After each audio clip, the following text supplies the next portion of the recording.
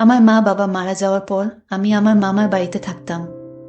আর আমার আপন বলতে কেউ ছিল না। তারপর আমি একটা অফিসে চাকরিতে জয়েন করি। অফিসের বস একদিন সুযোগ বুঝে আমাকে, বাকিটা গল্পতেই বলছি। বাবা মার মৃত্যুর পরে মামার অভাবের সংসারে ঠাঁই মেলে আমার। তখন আমাদের কিছুই নেই। নদী ভাঙ্গনে বাড়িঘর, জমিজমা সব হারিয়ে বাবা মার সাথে শহরের ছোট একটা বাসায় উঠেছিলাম। এর মধ্যে আমার ছোট ভাইটা হারিয়ে গেল। আমার ছোট ভাইয়ার নাম ছিল রুমান। ক্লাস 9-এ পড়তো। আর আমি মাত্র ইন্টারমিডিয়েট পাশ করে অনার্সে ভর্তি হয়েছি তখন। কত স্বপ্ন ছিল ডাক্তার হব, কিন্তু ডাক্তারি পড়ার আর সামর্থ্য নেই তখন। বাবা খুব কষ্ট পেতেন কারণ ভর্তি পরীক্ষায় টিকেও ডাক্তারি পড়তে পারলাম না। আমি বাবাকে সান্ত্বনা দিয়ে যাই। আমার সান্ত্বনা মাথার উপর বটের ছায়া। বাবা মা আছে আমার। ভাগ্য আমাকে নিয়ে তামাশা করতে শুরু করে। একদিন অ্যাক্সিডেন্টে আমার বটের ছায়ারা চলে যায় না ফেরার দেশে। আমার ছোট ভাইকে হারিয়ে আমি একা হয়ে গেলাম। তারপর মামা ওনার বাসায় নিয়ে আসে। মামা এক অফিসের কর্মচারী ছিলেন। কোনো রকমের সংসার চলে যেত। 2 ছেলে মেয়ের খরচ চালিয়ে আমি তাদের উপর বাড়তি চাপ হয়ে যাই। মামা কখনো কিছু বলতেন না, কিন্তু মামি কেন চুপ করে থাকবেন? ছুটা কাজের মহিলা বিদায় হলো। ঘর ঝাড়ু, কাপড় ধোয়া, রান্না করা, বাজার করা সব এক এক করে আমার উপর পড়ে। তার মধ্যে কয়েকটি টিউশনি জোগাড় করে নিজের পড়ার খরচ জোগাড় করি। ক্লাসে তো যেতেই পারিনি, শুধু পরীক্ষার সময় পরীক্ষা দিয়ে আসি। মামি সেটাতেও আপত্তি। যতটা সম্ভব নিজের খরচ কমিয়ে টিউশনির টাকা কিছু মামির হাতে তুলে দেই। মামা সব বুঝতেন, কিন্তু মামির উপর কথা বলতে পারতেন না। ঝাড়ি খেয়ে মুখ কালো করে বসে থাকতেন। এভাবেই মামির সংসারে গায়ে খেতে পড়াশোনা শেষ করি। মামাতো ভাই বোন হিমেল আর নীলুফা মামিকে লুকিয়ে আমার কাজে অনেক সাহায্য করত, কিন্তু কথায় বলে না, অভাগী যেদিকে চায় সাগর ও শুকিয়ে যায়। আমার বেলায় ও ব্যতিক্রম হয়নি। মামার অফিস থেকে একদিন ফোন আসে, মামা খুব অসুস্থ, হাসপাতালে নেওয়া হয়েছে। মামিকে নিয়ে ছুটে গেলাম। সপ্তাহ খানেক পরে মামা বাসায় ফেরেন ঠিকই, কিন্তু প্যারালাইজ হয়ে গেছে। 2 পা অসাড়। মামার অফিসের কয়েকজন এসেছিলেন দেখতে। মামা অনেক বলে কয়ে মামার কাজটা আমাকে দিতে অনুরোধ করেন। ভাগ্য বুঝি মুখ তুলে চাইল। কি দয়া হলো ওনাদের, আমাকে চাকরিটা দিয়ে দিল। সেই অফিসের বস রাফি। আমি মামার পোস্টেই জয়েন করি। একদিন একটা ফাইল নিয়ে হুট করেই রাফির কেবিনে ঢুকে পড়ি। যা দেখলাম তার জন্য প্রস্তুত ছিলাম না। এই অফিসের একটা মেয়ে রাফির সাথে বসে হাসি হাসি গল্প করছে, মনে হয় যেন তারা দুজন দুজনকে খুব ভালোবাসে। আমি দেখেই মাথা নিচু করে দাঁড়িয়ে আছি। এই মেয়ে, নক না করে আমার কেবিনে ঢুকার সাহস হয় কি করে তোমার? রাগে গড়গড় করতে থাকে Rafi. I am sorry sir, ভুল হয়ে গেছে। আসলেই আমি অন্যমনস্কভাবেই নক করতে ভুলে গেছি। কোথা থেকে এসব জুটেছে কে জানে।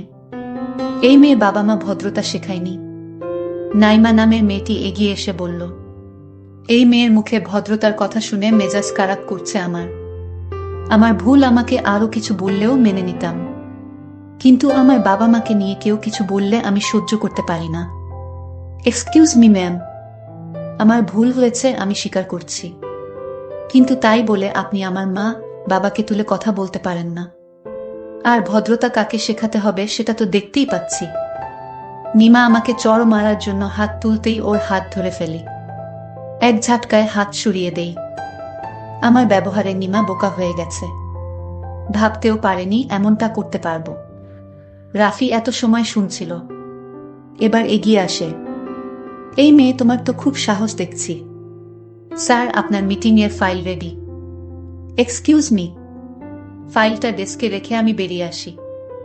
মাস খানেক কেটে যায়। নিমা আমার পেছনে লেগেই আছে। আমি সতর্ক থাকি যাতে আমার ভুল ধরতে না পারে। রাফি সেদিনের পর আমাকে কিছু বলেনি, কিন্তু 1 সপ্তাহের মধ্যেই আমার পোস্ট পরিবর্তন করা হয়। আগে মামার পোস্টে থাকলেও এখন আমি রাফি পি.এস। রাফির পাশের কেবিনটা আমার। এদিকে মাসের শেষে অফিসে একটা পার্টির আয়োজন করা হয়। পার্টি চলাকালীন আমি এক কোণায় দাঁড়িয়ে থাকি। এসবে আমি অভ্যস্ত নই। হঠাৎ খেয়াল করলাম সকলের মধ্যমণি রাফি নেই। কিছুক্ষণ পরেই রাফির ফোন। একটা জরুরি ফাইল নিয়ে কেবিনে যেতে বলে। নক করে কেবিনে ঢুকে দেখি রাফি চেয়ারে নেই। কেবিনটার একপাশে বসার জন্য আলাদা জায়গা আছে। তার পাশের জানালার কাছে রাফি দাঁড়িয়ে আছে। রাফি আমার দিকে তাকিয়ে আছে। রাফি আমায় বলল, তুমি আমাদের সাথে থাকতে পারো অনুষ্ঠানে। আমি বললাম, কখনোই না, আমি এসব অনুষ্ঠানে জয়েন থাকি না। আমার এসব অনুষ্ঠান ভালো লাগে না। আমি একটা জরুরি ফাইল জমা দিতে এসেছি এবং আমার এই মাসের বেতনটা দিলে খুব উপকার হতো। তখন আমাকে রাফি বলল, দেখো, বেতন তোমার কাল নিতে হবে। আজ বেতন দেওয়ার কোনো সুযোগ নেই। আমি বললাম, তাহলে আমি বাসায় চলে যাই। রাফি তখন রাগ দেখিয়ে বলল, এই তুমি কি ভাবছো এমনি এমনি টাকা দিয়ে দেব? কখনো না। আমার পিএস, আমি যখন তোমাকে ছুটি দিব তখন তোমার বাড়িতে যেতে হবে, তার আগে না।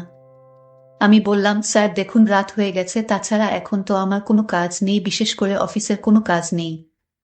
এখন অফিসের সবাই মিলে আপনারা অনুষ্ঠান করছেন। আমি চলে যাই, প্লিজ আমাকে ছুটি দিয়ে দেন। রাফি বলল, এক কথা আমি বারবার বলি না, আর শুনতেও পছন্দ করি না। আমি তখন রাফিকে বলেছিলাম, দেখুন, আমার মামার জন্য ঔষধ নিয়ে যেতে হবে। আমি ঔষধ নিয়ে গেলে মামা খাবে, তারপর ঘুমাবে। অসুস্থ শরীরে মামা নিয়মিত ওষুধ না খেলে মামার সমস্যা হবে। এইদিকে মামা রাফির মোবাইলে কল করেছিল। রাফি ফোন রিসিভ করল না। মামা চিন্তায় পড়ে গেল, মেয়েটা এখনো আসছে না কেন। মামা মামিকে বলল, তুমি অফিসে একটু খোঁজ নিয়ে দেখো তো। রাত প্রায় 12টা বাজতেছে। মামি একটা সেজনি করে সোজা অফিসে চলে আসে। এসে মামি দেখল আমি ক্লান্ত শরীর নিয়ে দাঁড়িয়ে আছি। মামি আমাকে জিজ্ঞেস করল, কিরে মা, তুই এখনো বাড়ি ফিরিস না কেন? তোর মামা চিন্তায় পড়ে আমাকে অফিসে পাঠিয়েছে। মামি মামার পোস্ট থেকে আমাকে বাতিল করে রাফি স্যারের পিএস করেছে। আর তাই যতক্ষণ অনুষ্ঠান চলে রাফির সাথে আমার থাকতে হবে।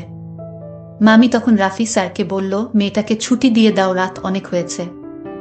রাফি তার জবাবে বলল, দেখুন, এরকম করলে কিন্তু আমি ওকে চাকরিতে রাখতে পারবো না।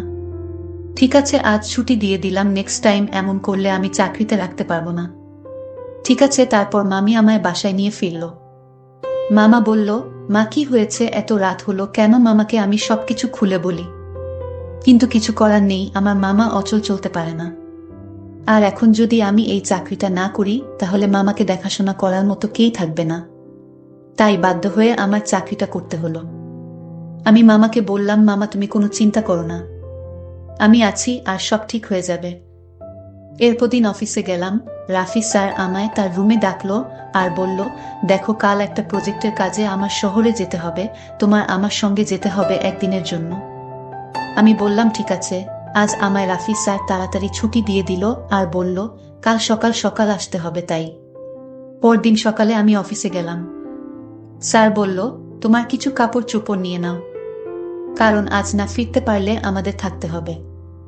আমি আশ্চর্য হয়ে গেলাম, আজ শহরে থাকতে হবে? আমি মামাকে ফোন দিয়ে বললাম, মামা, আমি আজ বাড়িতে ফিরতে পারবো না, কারণ স্যারের সাথে একটা প্রজেক্টে কাজ করতে হবে, নইলে কোম্পানির অনেক টাকা লস হয়ে যাবে।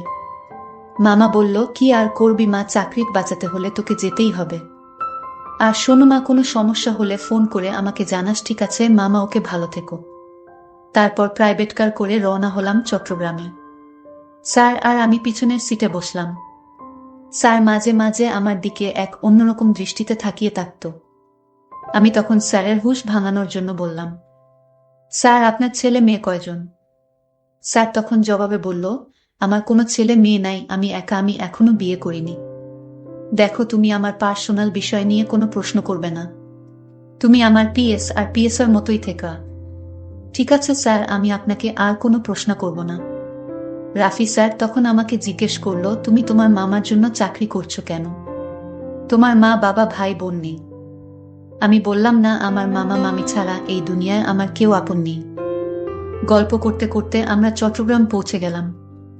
রাত হয়ে গেল। স্যারের চট্টগ্রাম একটা অফিস আছে, থাকা খাওয়া দাওয়ার সব ব্যবস্থা আছে হোটেলের মতোই।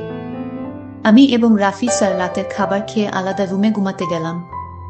রাত যখন 1টা বাজে, রাফি স্যার তখন আমার রুমে টোকা দিল আর বলল, অরুণ, দরজাটা খুলো তো, তোমার রুমে আমার একটা অফিসের ফাইল রয়েছে। আমার রুমে রাফি স্যার আসলো আর বলল, শোন অরুণ, তোমার জন্য একটা গুড নিউজ আছে। আমি বললাম, বলুন স্যার। একথা বলতেই আমার মোবাইলে মামির ফোন আসে। মামি বলল, তোমার মামাকে হাসপাতালে নিয়ে আসলাম, তোমার মামা আবার স্ট্রোক করেছে। আমি হাসপাতালে আছি। ডাক্তার বলেছে 2 লাখ টাকা জমা না দিতে পারলে তোমার মামাকে বাঁচানো যাবে না। আমি বললাম, মামি তুমি চিন্তা করো না, আমি টাকার ব্যবস্থা করছি। তখন আমি রাফি স্যারের কাছে অনুরোধ করে বললাম, স্যার আমার মামাকে বাঁচাতে হলে 2 লাখ টাকা জরুরি লাগবে। প্লিজ আমাকে টাকাগুলো দেন, আমি চাকরি করে শোধ করে দেব।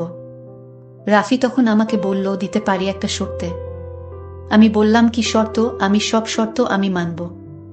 রাফি তখন আমাকে কুপ্রস্তাব দিল। আমি বললাম, স্যার অন্য কিছু বলুন।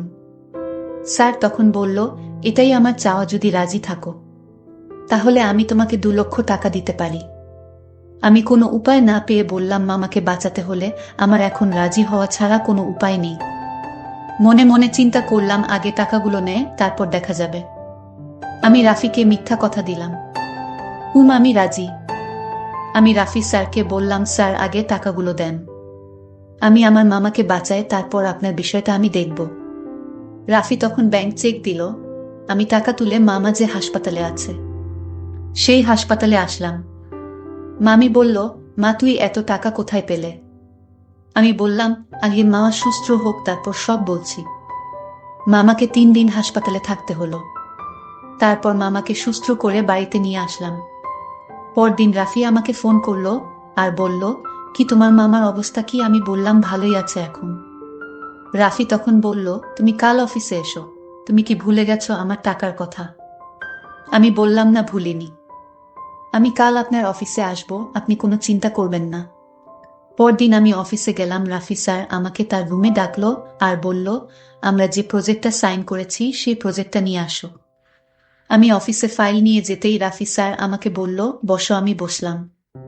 রাফি স্যার বলল, আমার কাছ থেকে তুমি যে টাকা নিয়েছিলে যে কাজের বিনিময়ে, সেটা কি করলে? রাফি স্যার আমার দিকে তাকিয়ে বলল, কি উত্তর দিচ্ছ না কেন? আমি বললাম, স্যার আপনার টাকা আমার বেতন থেকে কেটে রেখে দিবেন। রাফি স্যার রাগান্বিত হয়ে বলল, এটা তো কথা ছিল না। আমি বললাম, আমি আপনাকে মিথ্যা সান্ত্বনা দিয়ে টাকাগুলো নিয়েছি। আপনি যে প্রস্তাব আমাকে দিয়েছেন সেটা সম্ভব না। আপনার টাকা আমি ফেরত দিয়ে দিব। রাফি স্যার বলল, তাহলে এই মুহূর্তে টাকাগুলো দেন। আমি বললাম, স্যার কেমনে দিব এই মুহূর্তে? আপনার কি মাথা ঠিক আছে?